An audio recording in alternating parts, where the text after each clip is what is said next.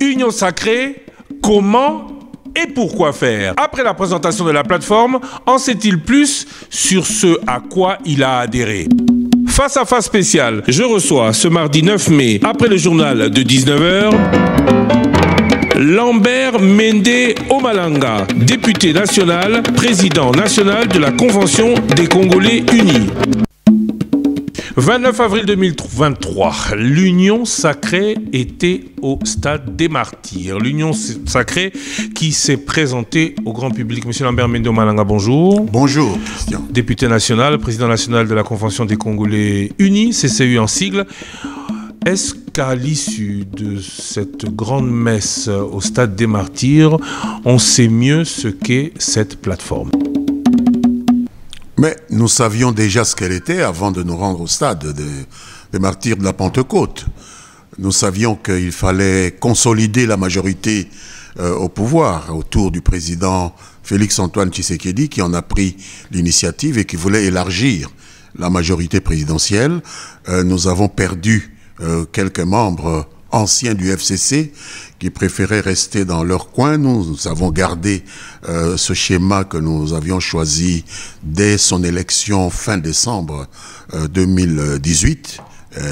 Donc pour nous, c'est la plateforme majoritaire aujourd'hui dans le pays. Donc aujourd'hui, l'Union sacrée reste toujours la plateforme pour consolider la majorité au pouvoir? Mais naturellement, c'est ce que le président Tshisekedi avait annoncé. Nous nous sommes adressés à lui pour comprendre ce qu'il avait derrière la tête. Il nous a donné des explications qui nous ont paru satisfaisantes et nous avons estimé qu'il n'y avait aucune raison de ne pas travailler dans l'Union nationale parce que si on regarde l'histoire de notre pays, il n'y a pas un seul gouvernement en dehors de la parenthèse dictatoriale de Mobutu qui n'ait pas été un gouvernement d'union nationale. De Lumumba à Tshisekedi, c'est toujours des équipes d'union nationale, des équipes composites qui ont toujours dirigé ce pays. Et on ne voyait pas de raison que nous puissions aller autrement. On n'invente pas la roue. Il y a plus de 2 ans, je vous recevais dans cette émission, à votre entrée à l'Union sacrée. Vous ne saviez pas nous dire ce à quoi vous aviez adhéré, à part la consolidation de cette majorité. Aujourd'hui, adhérez-vous à ce que vous pensiez adhérer? Oui, je pense que nous avons besoin d'unité. C'est un pays très composite, plus de 300 nations ethniques, on va dire comme ça, plus de 700 partis politiques.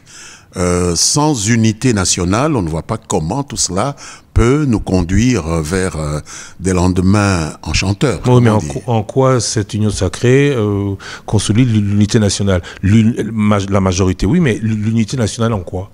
Mais l'unité de toutes les filles et de tous les fils du Congo qui regardent dans la même direction. Chaque fois que nous avons été désunis, on voit que les gens qui convoitent nos ressources en profitent pour enfoncer un coin et essayer de se servir sur la bête.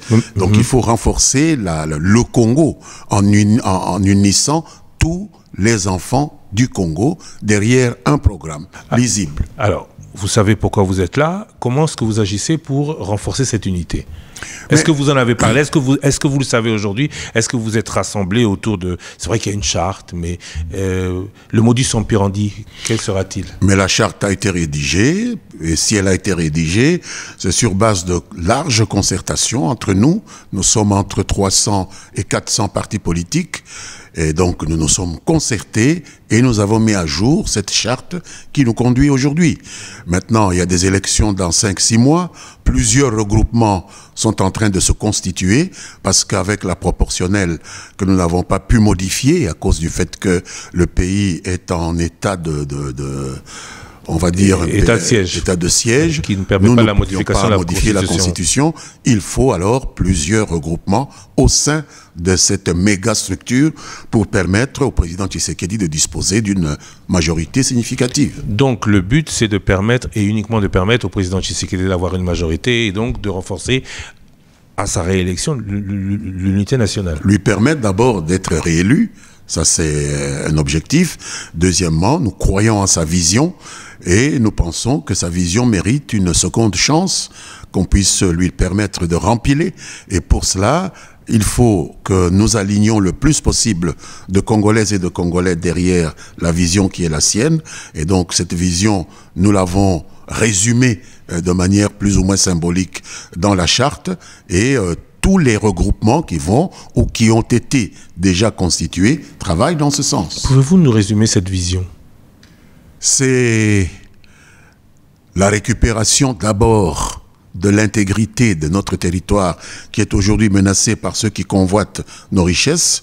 Nous sommes en plein état de siège parce que ceux qui convoitent nos richesses utilisent certains de nos voisins pour essayer de démembrer ce pays. On revient à ces menaces que Lumumba, mon maître, avait dénoncées déjà dans les années 60 en parlant de la balkanisation projetée par certains occidentaux de ce pays. Nous sommes en pleine tentative de nouvelle balkanisation du pays, et donc il faut préserver cette intégrité territoriale du Congo. Ensuite, reconstruire cet immense pays qui a perdu tellement de temps à essayer de rester simplement uni dans les frontières héritées de la colonisation. Et ça se passe comment, ce deuxième volet? Parce que la première rhétorique, elle est connue, elle est plus ou moins bien utilisée, même s'il n'y a pas de solution depuis de nombreuses années, depuis des décennies. Par contre, la deuxième, on ne sait toujours pas comment ou à quelle sauce nous allons être mangés ou réparés. Prenez votre mal en patience. Je pense que lorsque la Commission électorale nationale indépendante va sonner le temps de la campagne électorale, nous présenterons par la voix du président Tshisekedi, qui est candidat, notre candidat, le programme qui est le nôtre.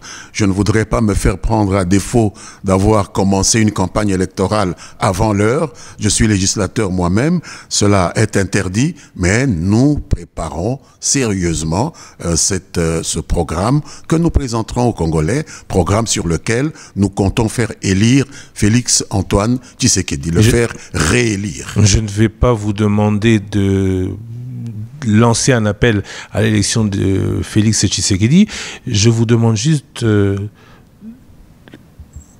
quels seront les principaux axes, ou quels doivent être les principaux axes, selon vous, du redémarrage économique de ce pays, du développement de la RDC? Le rétablissement de l'état de droit, qui est malmené aux quatre coins du territoire, la sécurité pour l'ensemble de nos concitoyens. Vous voyez ce qui se passe dans l'Ituri et dans la province du Nord Kivu. Vous voyez ce qui se passe dans l'Interland de Kinshasa, ici, dans le plateau des Bateke, où se passent ces conflits entre les Yaka, les Teke. Vous suivez certains discours de ceux qui s'opposent à la réélection de Félix Antoine Tshisekedi, qui vont même à l'étranger offrir leurs services auprès de ceux qui convoitent nos richesses. Donc tout cela nécessite une mobilisation. C'est important. Mais tout cela relève plus du sécuritaire que du politique? Moi, je vous parlais de développement. Ah, mais où se trouve la ligne de démarcation, Christian? Le sécuritaire, le politique, le développement, tout cela fait partie d'un tout. On ne sait pas où s'arrête l'un et où commence l'autre. Quand vous n'avez pas de sécurité, vous ne savez pas faire de la bonne politique. En tout cas, aujourd'hui, pour que cela change, vous êtes tous rangés en bon ordre derrière Félix Tshisekedi. C'est bien ce que vous dites? Absolument. C'est ce que nous avons voulu montrer en allant le 29 avril au stade des Martyrs de la Pentecôte. À l'annonce de cette émission, beaucoup posent la question, je cite, toute la Kabylie est-elle devenue tshisekédiste? On ne peut donc pas servir ce pays dans l'opposition? Kabylie, tshisekédiste, etc. Des mots uniquement pour diaboliser. Ça ne veut rien dire. Kabylie, tshisekédiste. Moi, je suis le mumbiste. Aujourd'hui, je suis un allié tout à fait sincère de Félix Antoine Tshisekedi, parce que je retrouve dans sa vision des éléments du programme que mon maître Patrice Emery Lumumba nous a laissé, la lutte pour l'unité et contre la balkanisation de notre pays. Donc on ne peut pas gouverner ce pays en maintenant des ensembles complètement disloqués, et je vous rappelle que c'est le président Kabila qui nous a transporté vers le président Tshisekedi, et que lorsque cette alliance FCC-CACH s'est disloquée en 2021, en réalité, une grande partie d'entre nous avons choisi de rester et de donner une chance à un élargissement de cette alliance. Alors je ne comprends pas pourquoi on nous accable parfois de noms de petits oiseaux qui ne veulent absolument rien dire. Non, non, on parle en effet de mouvements de transhumance intempestifs. Est-ce que tout cela ne vous fait pas peur que même les derniers irréductibles, on disait que vous en étiez à un moment, même les derniers irréductibles après votre départ, ceux qui vous avez le plus critiqué au FCC, soient aujourd'hui à côté de vous dans les rangs de l'Union sacrée? C'est une lecture totalement fausse de la réalité. Je serais irréductible. Si je suis irréductible à une doctrine, c'est la doctrine lumumbiste qui m'a vu naître politiquement, qui me verra mourir politiquement. Je n'ai pas d'autre maître que le lumumbisme, c'est-à-dire la défense des intérêts d'une nation qui s'appelle la République démocratique du Congo. Nous avons travaillé dans ce sens-là après la conférence nationale souveraine. Kabila n'était pas au pouvoir. Nous avons travaillé avec Kabila dans ce sens-là et nous travaillons avec Tshisekedi toujours dans ce sens-là. Alors, on nous dit que c'est une transhumance, mais par rapport à quoi? J'appelle cela simplement une perversion de la pensée, une perversion plus ou moins manichéiste. Le manichéisme étant cette tendance à vouloir idéaliser la position où l'on se trouve et diaboliser la position où d'autres se trouvent, même si on se trouve dans la même position que les autres hier. Diaboliser, idéaliser, etc. C'est de la propagande. C'est sans intérêt. Non, mais hier, certains vous rappellent, vous parlez de lumumbisme. Je parle de lumumbisme, même aujourd'hui. Le président Mobutu était aussi, ou se revendiquait aussi du lumumbisme. Il avait lui aussi en son temps lancé des appels à l'union sacrée. Même si l'union sacrée, à son époque, c'était plutôt l'opposition. Est-ce qu'aujourd'hui, partir à l'union sacrée parce que le président vous appelle est une réponse à ceux qui vous reprochent de ne pas avoir répondu en son temps à l'appel du maréchal Mobutu? Je n'ai pas de reproche à recevoir dans ce sens-là, parce que une chose est de dire qu'on peut avoir été avec Lumumba, et Mobutu l'a été, mais une chose est de faire des choses qui rejoignent les enseignements de Patrice Lumumba. Il a été avec Lumumba, puis il a trahi Lumumba, puis il a mis en place un système qui était tout à fait aux antipodes des enseignements de Lumumba. Pendant 32 ans, c'était une dictature qui nous a poussé, nous, lumumbistes, à prendre les chemins soit de l'exil, soit d'une opposition qui a fini par avoir raison de lui. Alors, bientôt les élections, les candidats semblent déjà plus ou moins connus, en tout cas les principaux. Il y a Félix Tshisekedi et il y a les autres. Est-ce que tous les autres devraient pouvoir concourir?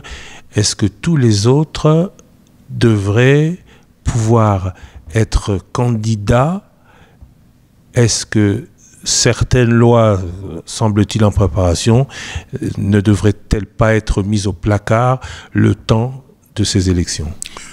Christian, je suis un législateur. Et s'agissant des lois qui devraient être mises au placard, permettez-moi de demander à ceux qui souhaiteraient que certaines lois soient mises au placard, de laisser chacun faire son travail.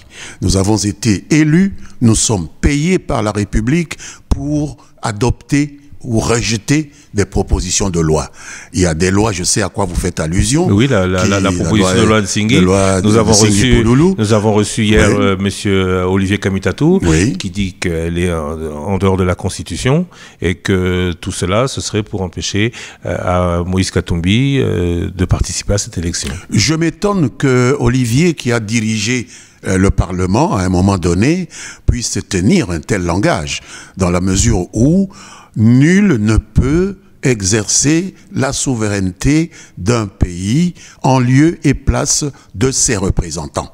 Nous avons été élus pour cela, qu'il nous laisse au moins la latitude de décider si cette loi est constitutionnelle, cette proposition est constitutionnelle ou non. C'est à nous à décider, c'est nous les législateurs.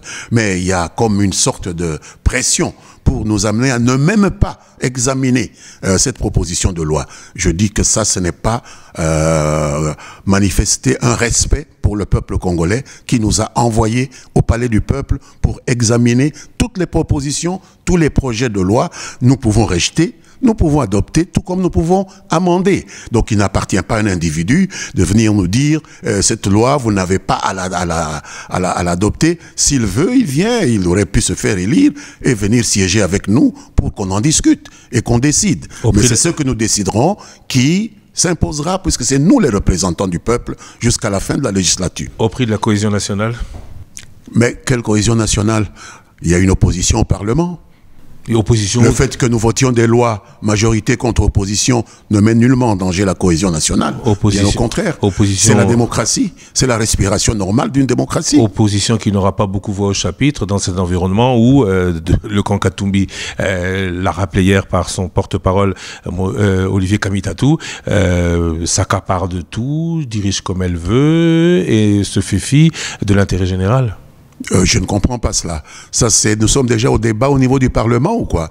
C'est au niveau du Parlement que nous pouvons savoir s'il y a un camp qui s'accapare, qui empêche l'autre. Mais à ma connaissance, dans toutes les séances du Parlement auxquelles j'assiste, les voix, les points de vue sont défendus par les uns et par les autres. Et in fine, il y a toujours un vote.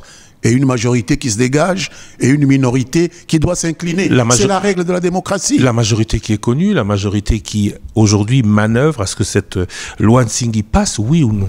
Je ne peux pas appeler cela manœuvre, parce que la loi Nsinghi n'est pas encore en débat. Il faut quand même qu'elle vienne en débat et qu'il y ait des attitudes, des comportements, des propos qui permettent à tel ou tel de nos collègues de dénoncer une manœuvre quelconque. Pourquoi est-ce qu'il faut lancer de telles accusations avant même que le débat n'ait eu lieu? Parce qu'en 2021, le bureau d'études du Parlement avait dit qu'elle n'était pas conforme à la Constitution. Et son auteur ou celui qui l'a endossé a été allé le réécrire et il a paru tout à fait convenable au bureau d'études. Le bureau d'études qui n'est pas une instance de décision, je vous le rappelle.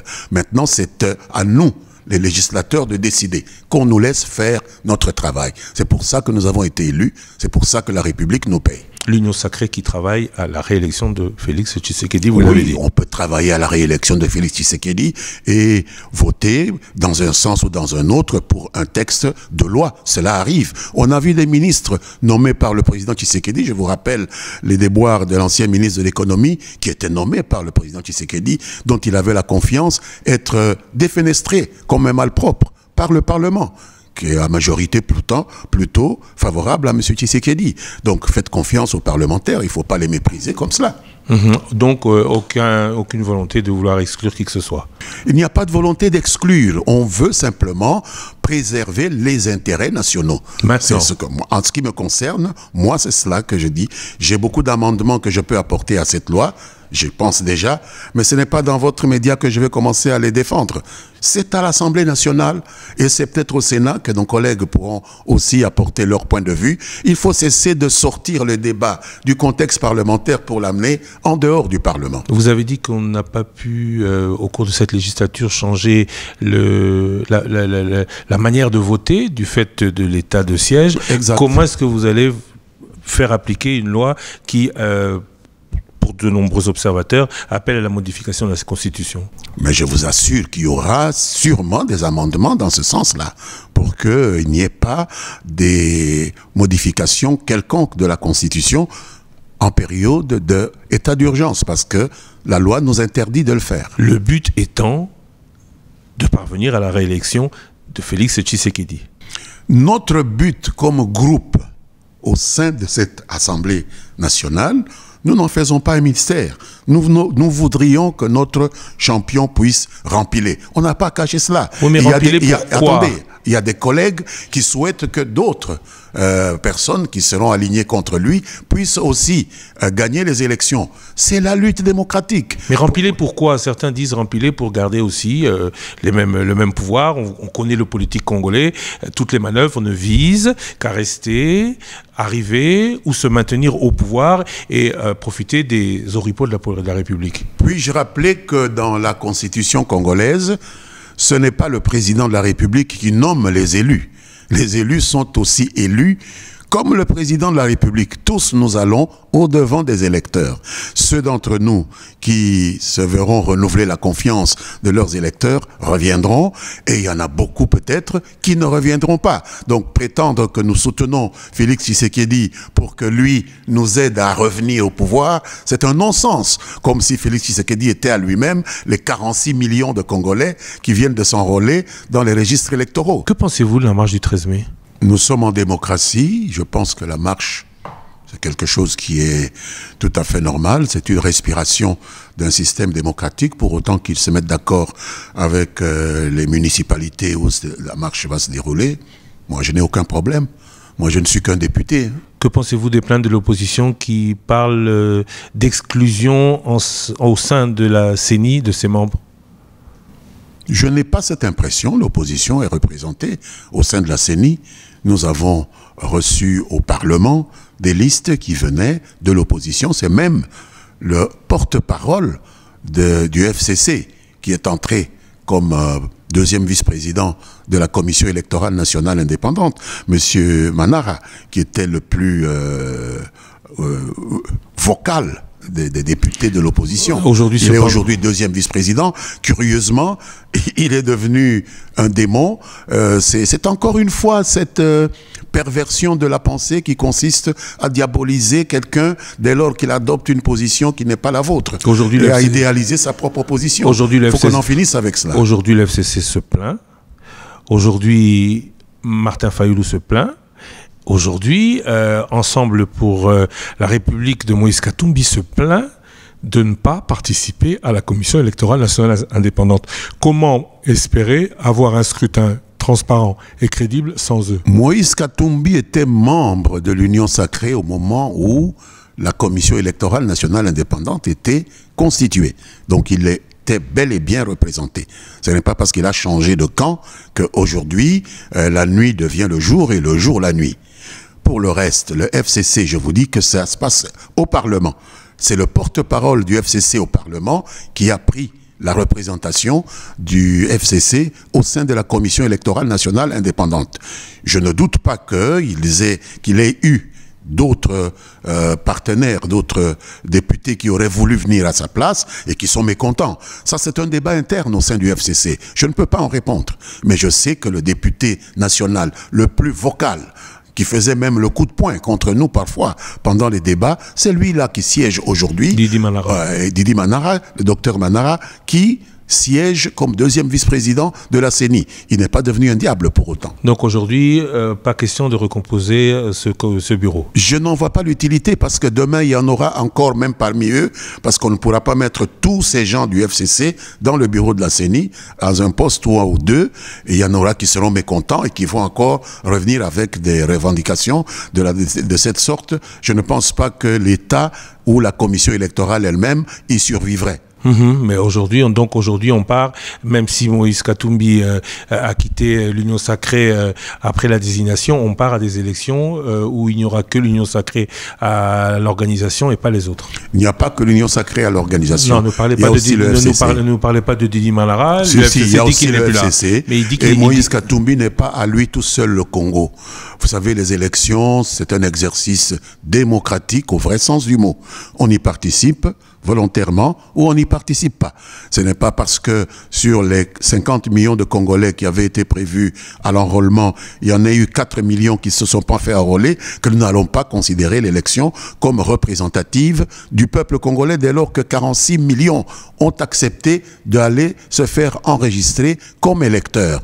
Tout est question de proportion. Alors, une seule personne, une hirondelle ne fait pas le printemps. Je suis désolé. En termes de proportion, parlons de l'audit du fichier électoral. L'OIF ne peut pas. Est-ce qu'on peut aller avec ce fichier? En rappelant qu'en 2018, après l'audit du fichier, 5 à 6 millions d'électeurs en avaient été soustraits.